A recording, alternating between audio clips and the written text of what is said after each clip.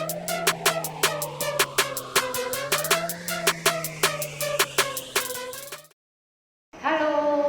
selamat pagi anak-anak. Apa kabarmu hari ini? Iya, Ibu doakan supaya kita semua dalam keadaan sehat dan selalu dalam lindungan Tuhan. Ibu percaya anak-anak sekarang ini masih tetap semangat walaupun kita belajar secara jarak jauh atau secara daring. Nah, anak-anak, Ibu mohonkan supaya kita selalu untuk menjaga juga kebersihan kita. Anak-anak, kita telah sampai pada pelajaran kita, yaitu materi kita tema 3. Tema 3 itu berbicara tentang tugasku sehari-hari. Subtema 1, tugasku sehari-hari di rumah. Subtema 2, tugasku sehari-hari di sekolah.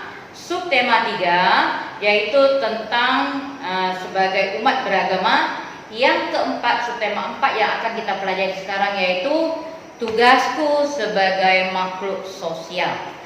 Namanya sudah pelajaran kita yang lalu, yaitu tentang sosial, makhluk sosial, yaitu makhluk yang tidak bisa hidup sendiri tanpa bantuan orang lain. Nah, sikap kita dalam kehidupan sosial ini yang pertama, bangga dengan suku bangsa, dengan bangsa kita. Yang kedua, menghormati suku dan agama. Yang ketiga, tidak membeda-bedakan teman. Nah, yang dimaksud dengan tidak membeda-bedakan teman ini adalah kita bergaul dengan teman kita semuanya, walaupun kita terdiri dari berbagai suku. Nah, suku Jawa ini dari Jawa. Nah, lalu Melayu ini dari Riau. Lalu Minang dari Sumatera Barat. Lalu dari ini suku Batak. Batak ini dari Sumatera Utara. Nah, masih banyak lain lagi suku yang ada. Nah, bisa suku Bali dari Bali. Nah, sama seperti kita dalam kelas kita, dalam pelajaran kita, yaitu teman kita terdiri dari berbagai suku bangsa dan berbagai juga agama. Walaupun kita terdiri dari berbagai suku, berbagai agama, berbagai jenis kelamin, tetapi kita harus tetap rukun. Dengan teman kita rukun. Tidak boleh kita menyakiti teman, bertengkar dengan teman. Nah, lalu ketika kita di dalam kehidupan sosial kita dengan teman, kita secara tak langsung kita sering kali untuk berbuat salah. Nah, tapi walaupun kita berbuat salah, kita mengakui kesalahan kita dan meminta maaf dengan tulus.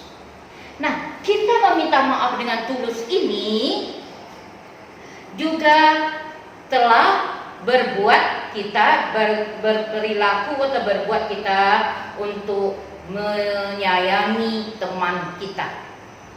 Teman yang meminta maaf kepada kita, wajib kita atau harus kita maafkan.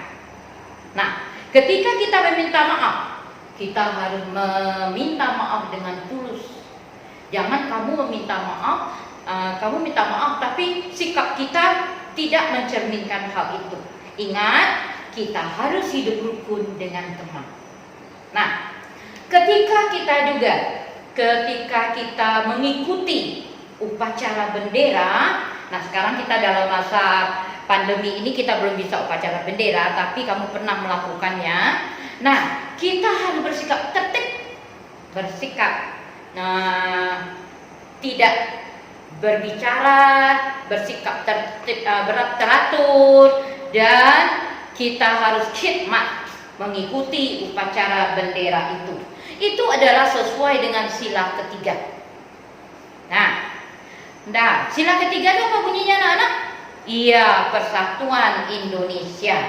Nah, ketika kita dalam kehidupan sehari-hari, kita seringkali berjumpa dengan orang yang lebih tua dengan kita. Nah, kita harus berperilaku bagaimana? Ya, berperilaku kita itu adalah kita berikan senyum dan menyapa dengan sopan. Nah, anak-anak, pada bulan Oktober ini kita memperingati suatu peristiwa penting, yaitu Sumpah Pemuda yang diikrarkan atau diperingati setiap pada tanggal 28 Oktober. Nah, di sana para pemuda berjanji mengaku bertanah air Indonesia, mengaku berbangsa yang satu, bangsa Indonesia, menjunjung bahasa persatuan bahasa Indonesia. Nah, itu adalah sumpah janji yang diucapkan oleh para pemuda-pemuda ketika memperingati hari Sumpah Pemuda ini yang dilaksanakan setiap pada tanggal 28 Oktober. Nah, kita pada tahun ini tidak bisa memperingatinya karena kita masih dalam masa pandemi, masa COVID ini. Tapi nanti mudah-mudahan pada tahun depan kita bisa mengikuti upacara pada bulan Oktober itu dengan memperingati Sumpah Pemuda, sumpah atau janji para pemuda untuk bertumpah darah tanah air Indonesia, berbangsa bangsa Indonesia, menjunjung bahasa persatuan bahasa Indonesia. Nah, jadi anak-anak, ketika kita dalam kehidupan sehari-hari kita sering berjumpa dengan teman kita atau dengan saudara kita. Nah, kita itu harus menyayangi dengan semuanya. Yang lebih tua kita apa kan? Ya, kita hormati. Yang muda kita sayangi. Nah, anak-anak, bahasa kita ini tentang fabel. Fabel ini adalah cerita tentang binatang, tapi dia bisa berperilaku seperti manusia. Contohnya, kancil dan buaya, kancil yang cerdik, ulat dan semut, itu adalah fabel. Sekarang dongeng. Nah, dongeng ini adalah cerita tradisional yang diceritakan itu secara turun-temurun dari nenek moyang. Contohnya yaitu bawang merah, bawang putih, lalu Cinderella. Nah, masih banyak lagi yang lainnya. Nah, jadi anak-anak, lalu Mandin Kundang. Nah, dalam dongeng ini ada suatu nasihat yang bisa kita ambil, yaitu sikap baik dan sikap yang jelek. Yang sikap yang baik, menyayangi teman, menyayangi sesama, itu bisa kita ambil, kita lakukan dalam hidup kita sehari-hari. Tapi, nah, sikap yang jelek kita buang, yaitu iri, mau menang sendiri, itu kita buang sikap yang seperti itu. Itu tidak bisa kita pakai dalam kehidupan kita sehari-hari. Nah, lalu ada juga sekarang ini, yaitu tentang usia dan kategori. Nah, usia 0 sampai 12 tahun itu disebut anak-anak. Nah, kita ini anak-anak nih, anak yang kamu sekarang ini anak-anak. Lalu 13 sampai 17 tahun itu disebut kategori remaja. Lalu 18 tahun ke atas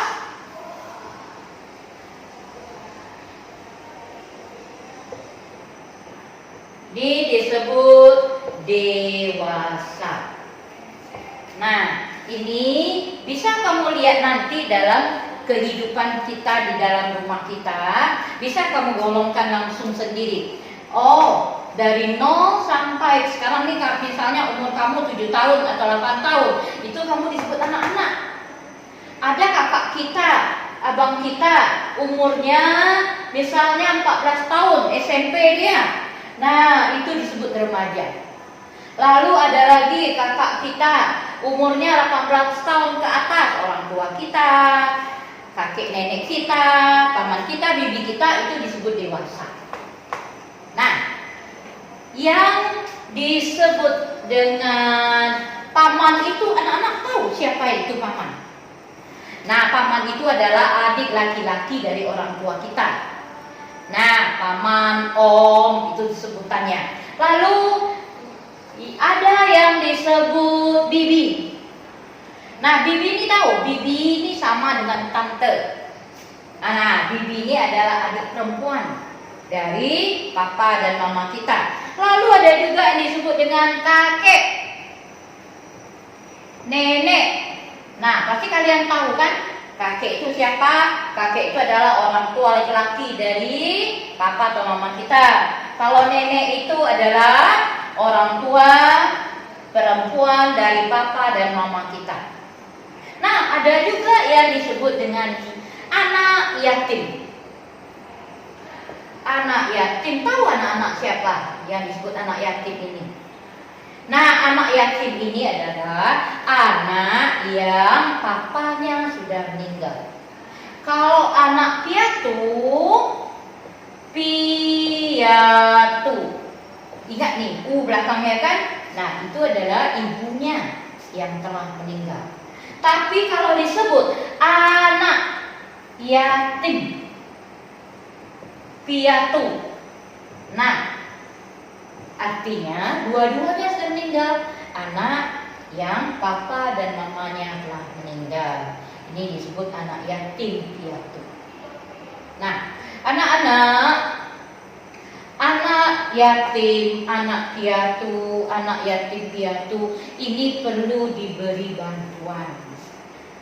Perlu kita berikan bantuan supaya bisa meringankan beban hidup mereka, supaya mereka bisa merasakan juga kasih sayang, bisa merasakan juga perhatian yang diberikan oleh kita. Nah, anak-anak, barang bekas yang bisa dijadikan menjadi suatu prakarya adalah contohnya nih, botol bekas. Dah, itu yang besar. Kalau yang ini adalah yang kecil. Nih. Lalu ada juga koran bekas. Nah, ini semua ini adalah barang bekas yang bisa dijadikan bahan prakarya. Lalu alatnya, nah ini contohnya spidol, penggaris, dan ada juga lem kuku. Nah, ini anak-anak, ini juga bisa. Ini dijadikan suatu hasil karya. Nah, yaitu bungkus sabun. Nah, ini dia. Nah, lalu juga ada juga yang di barang hiasan. Nah, barang hiasan itu bisa kertas origami, ada pita, dan ada juga manik-manik. Nah, terserah kita untuk membuatnya menjadi suatu barang hasil karya yang bagusnya. Nah, kalau ini bisa dirangkai-rangkai, itu bisa jadikan tas. Nah, ini juga bisa untuk dijadikan, nah, hasil karyanya yaitu bisa dijadikan untuk tempat untuk menanam atau jadikan tempat kotak pensil, dan ini bisa juga dijadikan